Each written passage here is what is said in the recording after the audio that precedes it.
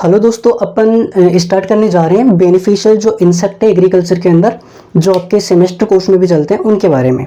तो सबसे पहले अपन बात करें, जो एग्रीकल्चर के बेनिफिशियल इंसेक्ट है वो आपके कोर्स में 3 दे रखे हैं, जिनको मैं यदि 1 बाई 1 बताऊं तो एक तो है आपके हनी बी, एक तो क्या दे रखा है आपके हनी बी दे रखा है।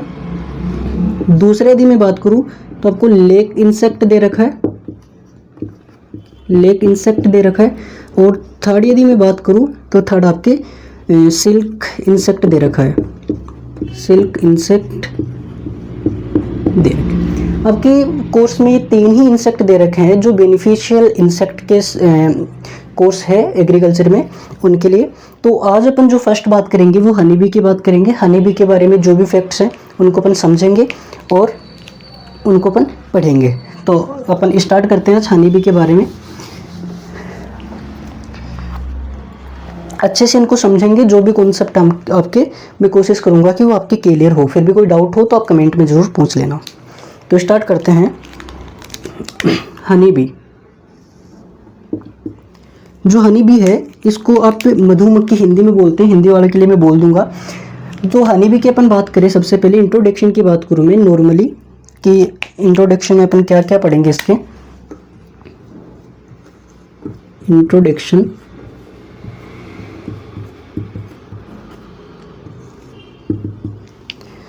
तो आपको जो पहला क्वेश्चन पूछा जाता है वो पूछा जाता है बायोलॉजिकल क्लासिफिकेशन। बात करें इसके हनी बी के बायोलॉजिकल क्लासिफिकेशन की, बायोलॉजिकल क्लासिफिकेशन। बायोलॉजिकल क्लासिफिकेशन कैसे सर? तो आपने पढ़ा होगा कि ये कौन से संघ का है, कौन से वर्ग का है, कौन सा जगत है इसका, इसकी क्लास क्या है, गण क्या है, इसकी स्पीसीज क्या है, इसका जीनस क्या है, वो सारी चीज़ अपन पढ़ते हैं क्लासिफिकेशन के अंदर।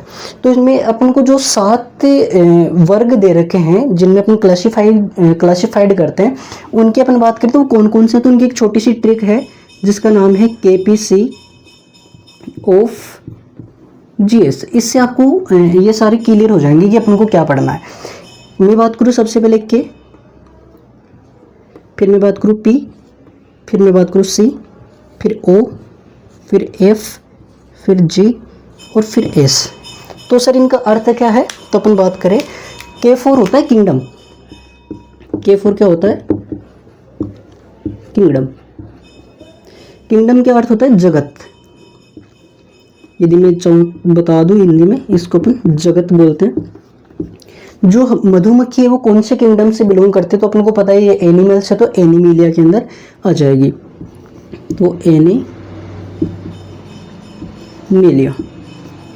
सेकेंड यदि मैं बात करूं, P फॉर फाइलम होता है, फाइलम होता है। फाइलम को अपन बोलते हैं संघ, और इसका जो फाइलम है वो क्या आ जाएगा? Arthropoda, arthropoda. ठीक है।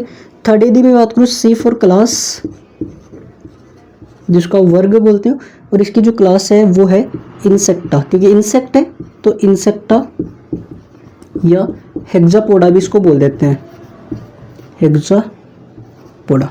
ठीक है। इंसेक्टा यानी कि इंसेक्ट है, हेक्सापोडा इसमें जो लेग्स हैं वो 6 होती है, क्योंकि इंसेक्ट के अंदर जो 6 लेग्स होती है। आपने जो इसका फंडामेंटल कोर्स उसमें ये चला था, तो वहाँ पे आपने पढ़ा होगा इसके बारे में। O की मैं बात करूँ तो O फॉर होता है ऑर्डर। जो ऑर्डर होता है इंसेक्ट का वो होता है हाइमेनोप्टेरा, सॉरी जो अपनी हनी बी का है, क्योंकि इस यहाँ तक तो इंसेक्ट सारे सेम होते हैं। आपको एनिमिलिया, आर्थ्रोपोडा और इंसेक्टा, यहाँ तक तो हर इंसेक्ट में आपको तीनों चीज़ सेम लिखनी है। ऑर्डर के आगे इसका जो डिफरेंस है वो स्टार्ट हो जाता है। जैसे ऑर्डर में बात करूँ हनी बी का है और इम्पोर्टेंट भी है, वो है हाइमेनोप्टेरा। क्या है? हाइमेनोप्टेरा, इस ऑर्डर से बिलोंग करता है। ठीक है। देन अपन बात करें फैमिली, तो इसकी जो फैमिली होती है वो होती है एपीडी, क्योंकि अपन पढ़ेंगे एपिस स्पीशीज करके, एपिस इंडिका, एपिस मेलिफोनिया। तो जो इसकी फैमिली है उसके अकॉर्डिंग एपीडी है इसकी फैमिली, एपीडी। देन अपन बात करें जीनस, ये सारी चीज़ रटने की मैं बता रहा हूँ कि आपके एग्जाम्स में आ जाती है। जो उसका जीनस होता है वो होता है एपिस, और जो स्पीसीज है वो होती है अलग अलग स्पीसीज होती है, जो अपन आगे बात करेंगे। फिर भी मैं बात करूँ, जैसे कि आपको कोई एक लिखनी है आपके एग्जाम में, तो आप मेलिपोनिया लिखना, सॉरी मेलिफ्लोरिया, मेलिफ्लोरिया, मेलिपोनिया अलग है और मेलिफ्लोरिया अलग है। तो मेलिफ्लोरा जो स्पीसीज है यूरोपियन बी जो सबसे ज़्यादा पॉपुलर है वो, आप यदि इंडियन लिखना चाहो तो आप सेरेना इंडिका लिख सकते हो, स्पीसीज सेरेना इंडिका, जो अपन आगे बात करेंगे। तो ये अपन जनरल इंट्रोडक्शन की बात की हनी बी के बारे में, इसका जनरल क्लासिफिकेशन था। ये तो मैंने आपको मेन बता दी। इसके अलावा और होते हैं, जैसे कि सुपर फैमिली होगी, सब फैमिली होगी, उनकी बात करें क्लेड आता है, इसके अलावा ट्राइब्स आता है। यदि उनको भी मैं लिख दूँ यहाँ पे ऊपर शो कर देता हूँ, जैसे सुपर फैमिली,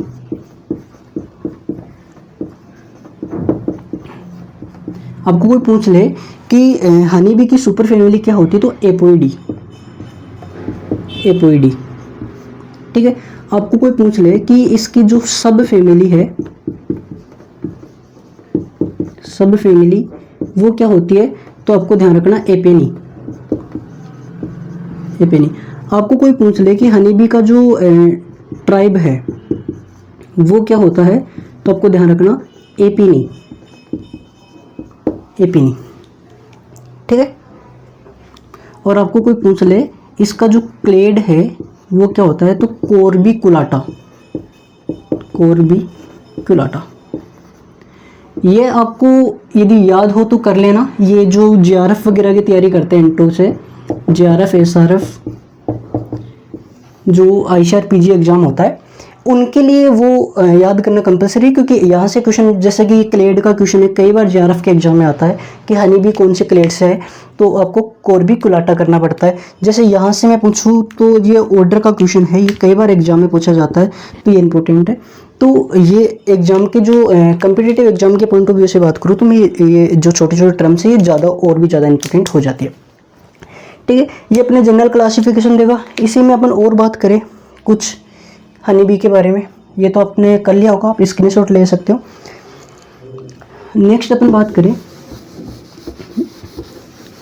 कि जो हनी बी है इसके रियरिंग को अपन क्या करते हैं, हनी बी को पालना या स्टडी करना हनी बी की, उसको अपन क्या बोलते हैं, ठीक है। तो अपन स्टार्ट करें हनी बी के बारे में। तो आपने सुनी होगी कुछ टर्म्स है जो मैं यहाँ पे लिखूंगा। एपीकल्चर, आपने नाम सुना होगा, एपीकल्चर। आपने नाम सुना होगा B keeping,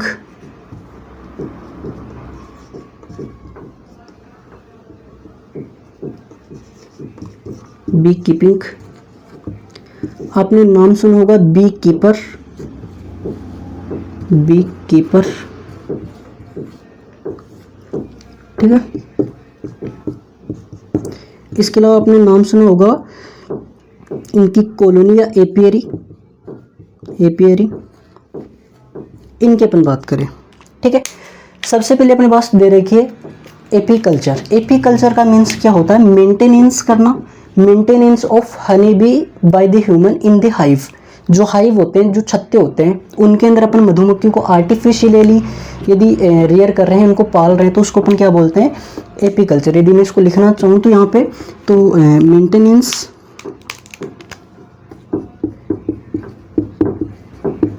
maintenance of be in hive by human, human के द्वारा हाइव्स के अंदर जो इसको रियर किया जाता है, मेंटेन किया जाता है, पाला जाता है, उसी को अपन बोलते हैं एपीकल्चर, मेंटेनेंस करना। या अपन ऐसे भी बोल सकते हैं study of honey bee rearing. Honey bee को पालने की जो स्टडी की जाती है, यदि मधुमक्खी के पालन को ही अपन क्या बोलते हैं, एपीकल्चर। दूसरा आता है बी कीपिंग। बी कीपिंग क्या है, तो बी कीपिंग है कि यानी कि एपी कल्चर को ही बी कीपिंग बोलते हैं। बी कीपिंग, बी यानी कि हनी बी, और कीप यानी कि इसको कीप करना, मेंटेन करना या पालना। तो ये दोनों डेफिनेशन सेम ही है। मैं बात करूँ बी कीपर। बी कीपर यानी कि कोई ना कोई आदमी होगा, कोई पर्सन होगा। तो ये पर्सन होता है, एक पर्सन होता है जो कि बी कीपिंग कर रहा है, ठीक है। बी कीपिंग करने वाला पर्सन जो कि हनी बी को पालता है उसको अपन बी कीपर बोलते हैं। एपियरी, वेरी वेरी इंपॉर्टेंट जो टर्म है वो है एपियरी। एपियरी क्या है? एपियरी को मैं कॉलोनी बोल सकता हूँ, हनी बी की कॉलोनी, हनी बी कॉलोनी। आपने देखा होगा कि छोटे छोटे बॉक्स होते हैं और उनके अंदर अपन हनी बी को के जो हाइव से उनको लगा देते हैं और उनमें हनी बी को अपन रेयर करते हैं। तो हनी बी को जिन कॉलोनीज में अपन पाल रहे हैं, वो कॉलोनी जहाँ जिस जगह पे अपन उन डिब्बों को रख रहे हैं उस जगह को अपन क्या बोलते हैं? एपियरी। तो आपको ये भी बोल सकता है कि हनी बी जो कॉलोनी होती है आर्टिफिशियली मेड, उनको भी अपन एपियरी कहते हैं। या आपको ये भी बोला जा सकता है कि location where honey bee it's rare, जहाँ पे हनी बी को पाला जाता है उस लोकेशन को अपन क्या बोलते हैं? एपियरी।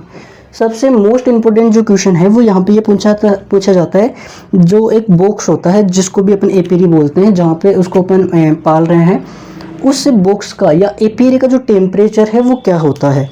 बहुत बार एग्जाम्स में क्वेश्चन पूछा गया है, ये जीआरएफ में भी पूछा गया क्वेश्चन है कि जो टेम्परेचर है एपियरी का वो क्या होता है।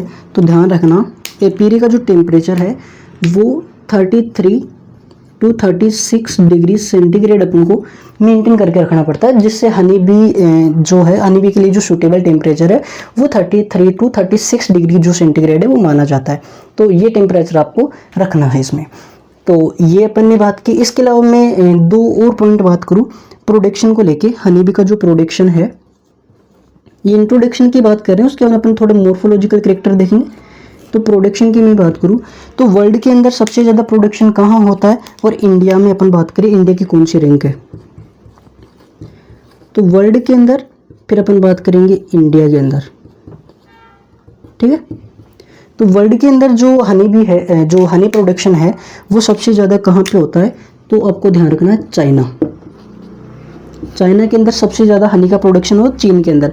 मैं बात करूँ इंडिया की तो इंडिया 8th रैंक पे है।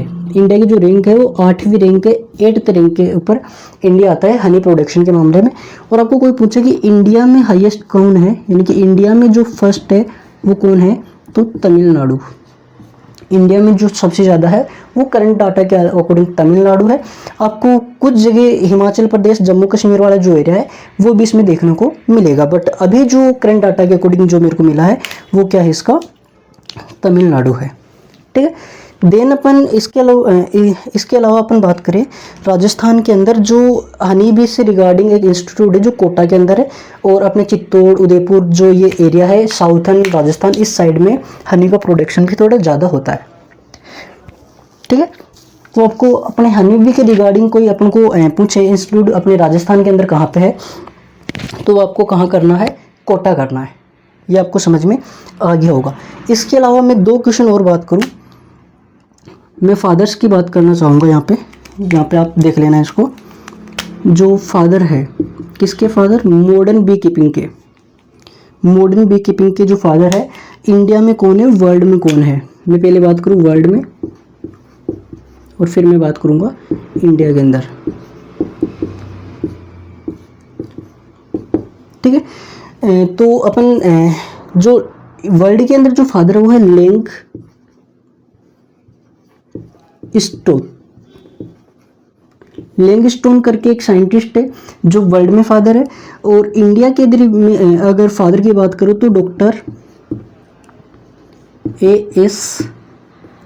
एटवाल, पंजाब के थे ये। अवतार सिंह एटवाल इनका पूरा नाम है। तो ये इंडिया में फादर है मॉडर्न बी कीपिंग के। ध्यान रखना, मॉडर्न बी कीपिंग के इंडिया में ये है, और अपन को वर्ल्ड में पूछे तो ये है। अपने दो फादर और पढ़ेंगे अपन, न्यूटन करके, जो कि इंडिया के अंदर उसको बी कीपिंग का फादर भी कह देते हैं। और उन्होंने मूवेबल जो हाइव कॉन्सेप्ट जो है, अपन जो आर्टिफिशियल आजकल जो हाइव यूज करते हैं वो उन्होंने दिया, जो अपन आगे बात करेंगे। ठीक है, तो ये इंट्रोडक्शन की अपन ने बात की, यहाँ तक के आगे अपन अब पढ़ते हैं, तो आप इसको लिख सकते हो। देन अपन अब बात करेंगे हनी बी के। ये तो इंट्रोडक्शन हो गया। अब कुछ मॉर्फोलॉजिकल कैरेक्टर्स की हनी बी अपन को दिखती कैसी है। ठीक है, तो अपन बात करेंगे मॉर्फोलॉजिकल कैरेक्टर्स की। अपन बात कर रहे हैं हनी बी की।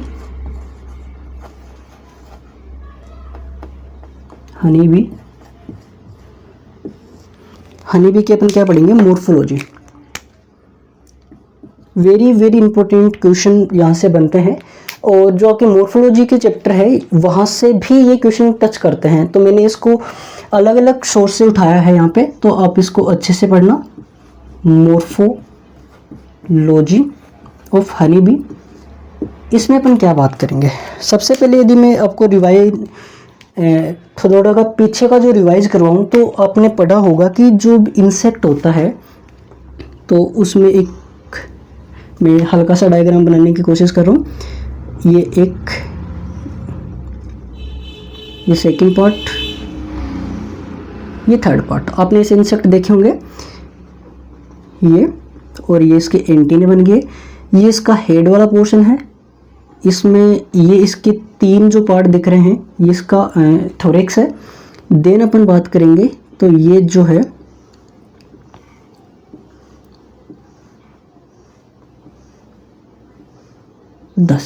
तो जो 11 सेगमेंट बने हैं अभी, ये 11 सेगमेंट अपने किसके हैं, एब्डोमेन के हैं। यहाँ पे 3 पेयर या 3 पेयर्स जो है वो लेग्स पाए जाते हैं, तो मैं यहाँ पे लेग्स बना देता हूँ। यहाँ एब्डोमेन के ऊपर इसकी जो थोरेक्स है उसी के ऊपर क्या पाए जाते हैं, विंग्स पाए जाते हैं, तो वो मैंने यहाँ पे शो कर दिया है। ठीक है, ये अपना डायग्राम हो गया हनी बी का। हल्का सा डायग्राम आप समझने के लिए। जो इसका फर्स्ट पोर्शन है, मैं अलग अलग इसको नेमिंग कर देता हूँ। जो ये पोर्शन है इसको अपन हेड बोलते हैं, ये पोर्शन है इसको अपन थोरेक्स बोलते हैं, और लास्ट जो है वो एब्डोमेन है। ये 3 पोर्शन इसके आपके दे रखे हैं। नंबर ऑफ टोटल सेगमेंट की अपन बात करें, ये अपने काम के नहीं है, यहाँ पे ये मॉर्फोलॉजी का कोर्स था। फिर भी मैं बता दूं कि टोटल नंबर ऑफ सेगमेंट की मैं बात करूं इंसेक्ट की बॉडी में, तो 20 सेगमेंट। यदि मैं टोटल सेगमेंट की बात करूं तो वो होते हैं 20, जिसमें से जो हेड है उसमें 6 होते हैं, जो थोरेक्स है उसमें 3 होते हैं, और जो एब्डोमेन है उसमें 11 होते हैं। तो टोटल जो है अपने सेगमेंट वो कितने हो गए, 20 सेगमेंट हो गए।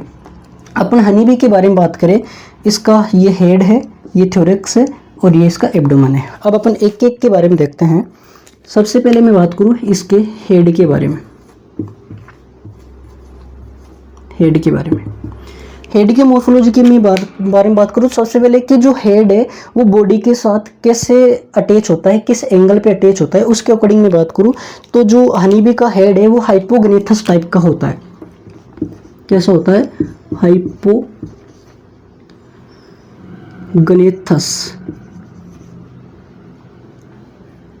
हाइपोगनेथस टाइप।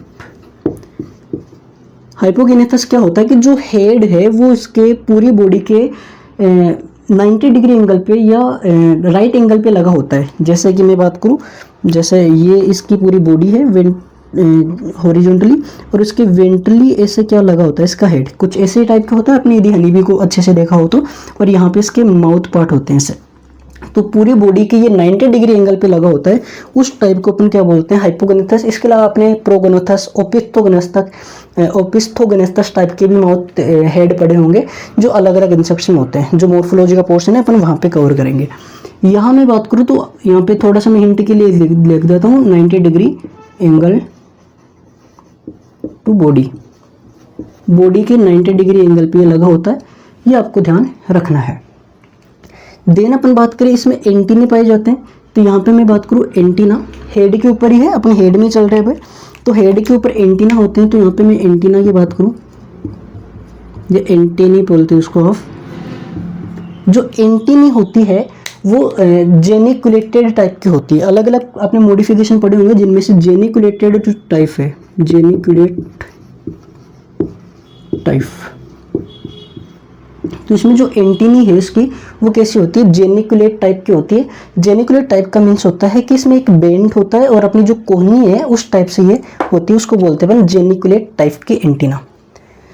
देन यदि अपन बात करें आगे, इसमें माउथ पार्ट जहाँ से बहुत बार क्वेश्चन पूछा गया है कि हनी बी का जो माउथ पार्ट है वो कैसा होता है, तो आपको सबको पता होगा, chewing and lapping type, chewing and lapping type. Okay, chewing and lapping type का मीन क्या होता है, ये हिंदी में बोलो तो चबाने एंड चाटने वाले जो माउथ पार्ट है वो इसमें पाए जाते हैं। चेविंग एंड लेपिंग का टाइप का जो मीन है वो क्या होगा कि जब ये फ्लावर के ऊपर जाके बैठेंगे, वहाँ से जो नेक्टर को किस प्रकार से ये इकट्ठा करती है, तो सबसे पहले ये जो पंखुड़ियाँ हैं और उनमें जो पोलन ग्रेन्स है उनको चेव करेगी, यानी कि चबाएगी। उसके बाद में क्या होगी, उनको जो उनमें से अच्छी अच्छी चीज़ है उसको वो लेप करके अपने क्रॉप में ले लेगी, जो उनके एलिमेंट्री कैनाल का पार्ट है, आप एलिमेंट्री कैनाल समझो, एलिमेंट्री कैनाल में ले लेगी। तो इसका जो माउथ पार्ट वो कैसा होगा, चेविंग एंड लेपिंग टाइप का होता है। देन अपन बात करें लास्ट इसके आइज की, अपन बात करें, यहाँ से भी क्वेश्चन आता है। वही कंपाउंड आई जो है, सिंपल आई जो है वो तो है ही। अपने हनीबी के लिए जो स्पेशल फीचर वो क्या ध्यान रखना है, ये 3 कलर होते हैं जिनको रिकॉग्नाइज नहीं कर सकती, पहचान नहीं सकती, उनमें आइडेंटिफाई नहीं कर सकती, वो उनको नहीं दिखेगा। तो 3 कलर है जिसमें एक आता है रेड, एक आता है ब्लैक और एक आता है ग्रे। RBG करके जो भी आप ट्रिक बनाना चाहो बनाना, बट RBG मैंने जैसे याद किया। तो इन कलर्स को यानी कि डू नॉट या कांट या कैन नॉट रिकॉग्नाइज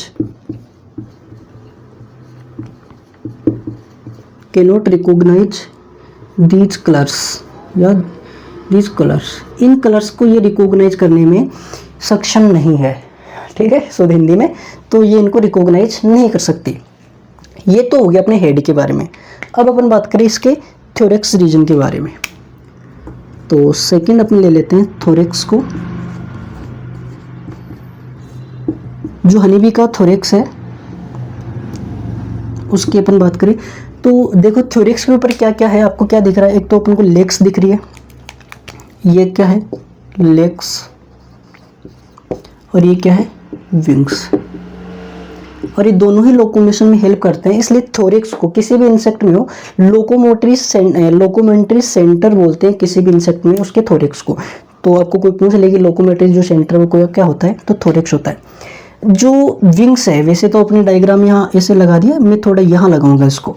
जो विंग्स है वो लास्ट के 2 सेगमेंट पे लगे होते हैं, और इसी वजह से लास्ट के जो 2 सेगमेंट है थोरैक्स के उनको अपन पटेरोथोरैक्स बोलते हैं। क्योंकि जैसे इसको तो अपन बोलते हैं प्रोथोरैक्स, मेटाथोरैक्स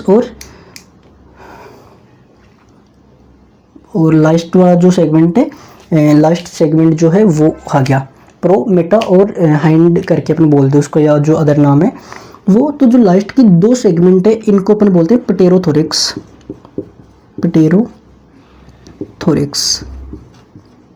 ठीक है, पटेरोथोरैक्स बोलते हैं इनको, क्योंकि पटेरा जो है वो आता है विंग्स के लिए ट्रंक टाइम, और इन्हीं 2 पे क्या लगे होते हैं विंग्स, इसलिए इनको अपन टेरोथोरैक्स या पटेरोथोरैक्स बोलते हैं। अभी अपने काम की चीज़ अपन बात करें, सबसे पहले थोरैक्स में यदि मैं बात करूं तो उनकी थोरैक्स में क्या है, अपने पास विंग्स है,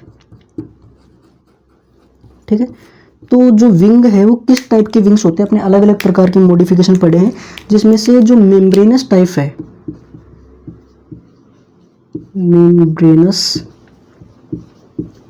तो मेम्ब्रेनस टाइप के इसमें क्या पाए जाते हैं, विंग्स पाए जाते हैं। आपको कोई पूछे कि विंग मैकेनिज्म कैसा होता है, विंग मैकेनिज्म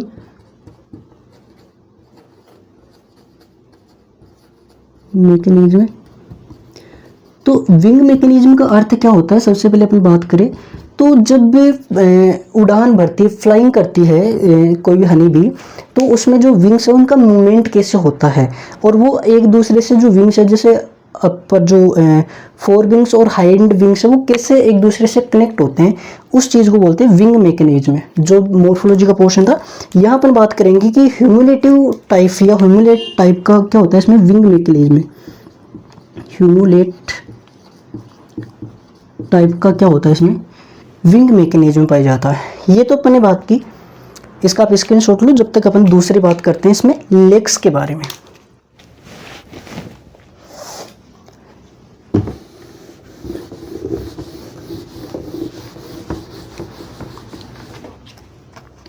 ठीक है, तो अपना चल रहा था थोरेक्स। थोरेक्स में अपने पहले चीज़ देखी विंग्स, दूसरा अपन देखेंगे लेग्स के बारे में। और लेग्स वेरी वेरी इंपॉर्टेंट है। जो मॉडिफिकेशन की बात करूँ मैं लेग्स की, तो इसमें फोरेजियल टाइप की लेग्स पाई जाती है जो कि फूड को कलेक्ट करती है। फोरेजियल टाइप, फोरेजियल टाइप, फोरेजियल टाइप लेग्स इसमें पाई जाती है।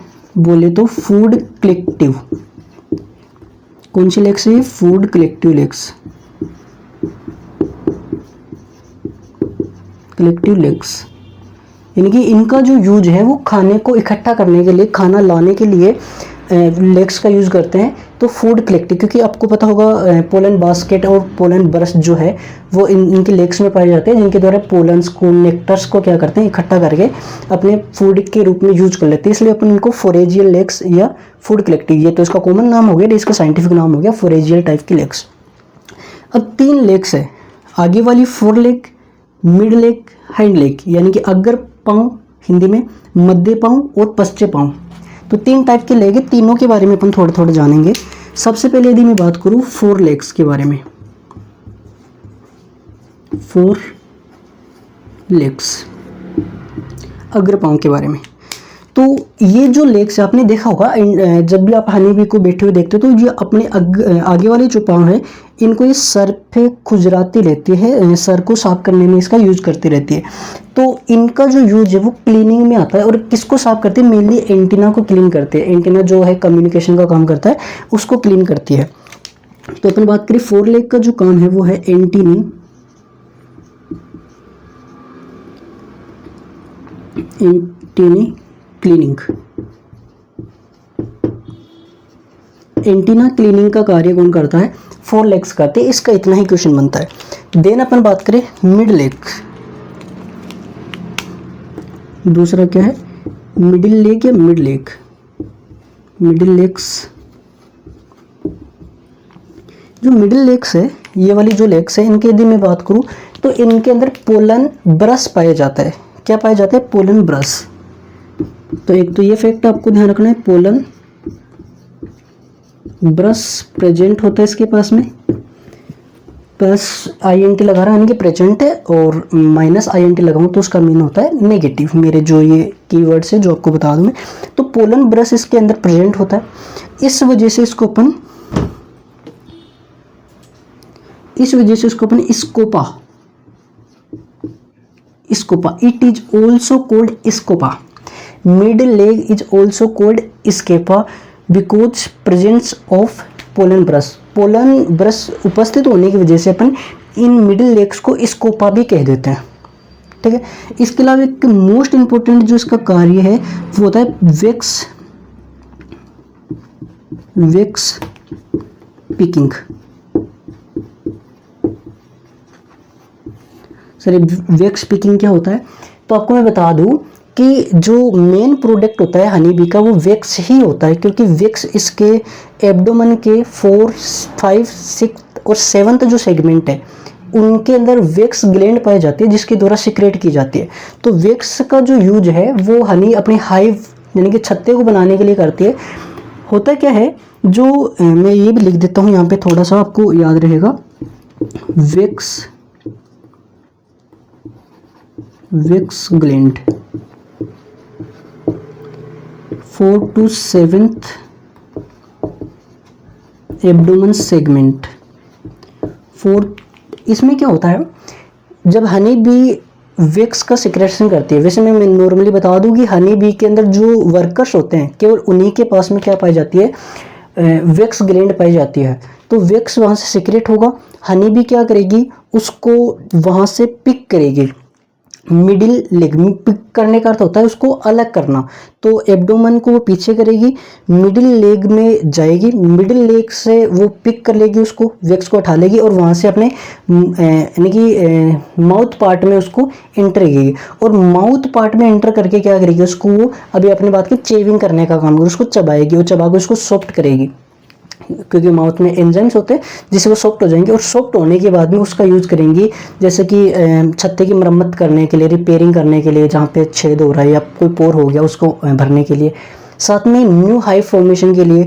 तो जो हाइव है ना वो रियल वैक्स ही होता है। आपने कभी हाइव को देखा हो तो, या तो उसको गर्म किया हो तो पिघल जाता है वैक्स की जैसे, तो वो वैक्स ही होता है जो वैक्स ग्लैंड के द्वारा सीक्रेट वैक्स का यूज़ करके बनाती है। तो वैक्स पिकिंग के लिए कौन सी लेग काम आती है, मिडिल लेग काम आती है, अपन को ध्यान रखना। थर्ड अपन बात करें, जो थर्ड है वो है हाइंड लेग्स।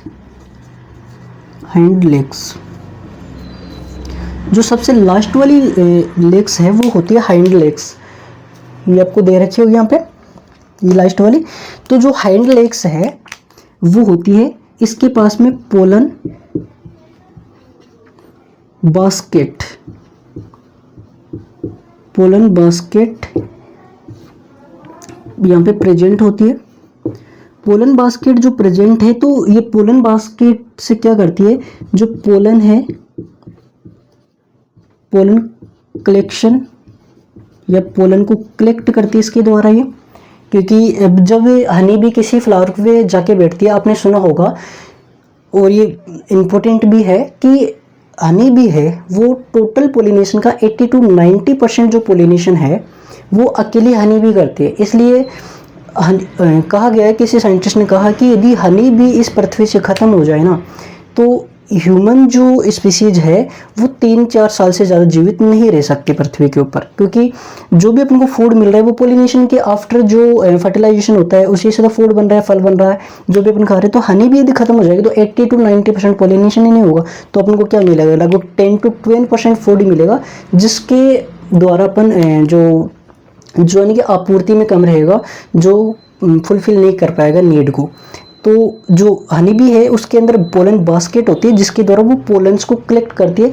एक जगह से कलेक्ट किया, सेकंड फ्लावर पे जाके बैठेगी, वहाँ उनको वो छोड़ देगी, वहाँ पे उसमें कुछ गिर जाएंगे जिससे पोलिनेशन हो जाएगा। तो आपको ध्यान रखना कि जो पोलन बास्केट है वो हैंड लेग्स के अंदर पाई जाती है, लास्ट वाले लेग्स के अंदर पाई जाती है। ये अपन ने बात की इसके लेग्स के बारे में, ठीक है। आप इसको लिखो जब तक मैं आपको अगला और बता देता हूँ। एब्डोमेन, लास्ट जो अपने एब्डोमेन बच रहा है उसकी बात कर लेते हैं अपन।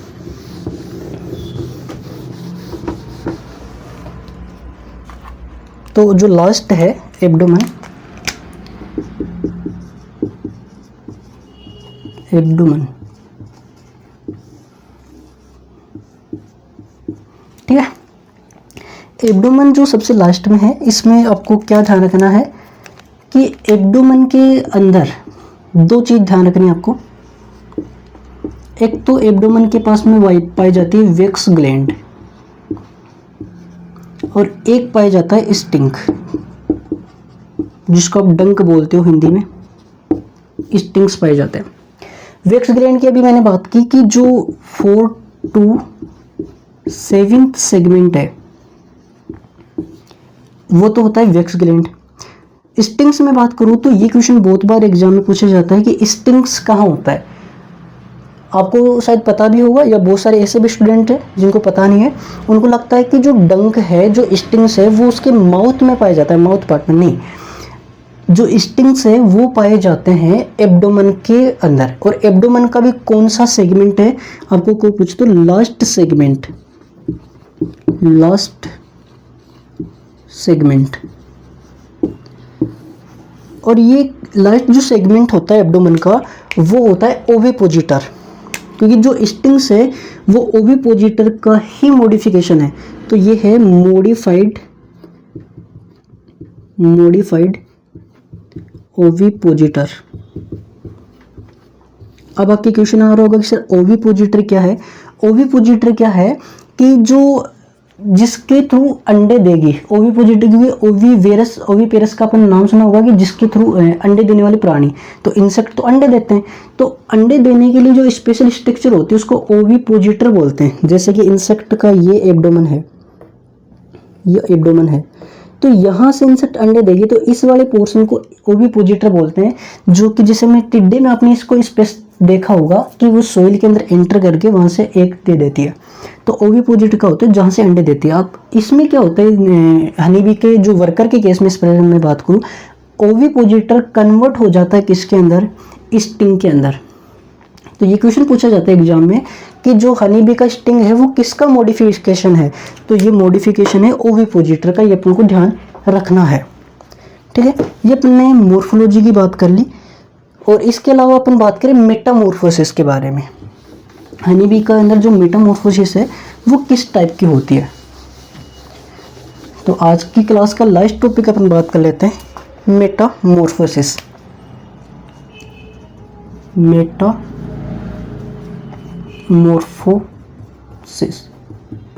इसकी जो स्पीसीज है वो अपन नेक्स्ट क्लास में डिस्कस करेंगे, हनी बी के अलग अलग जो स्पीसीज है उनके बारे में।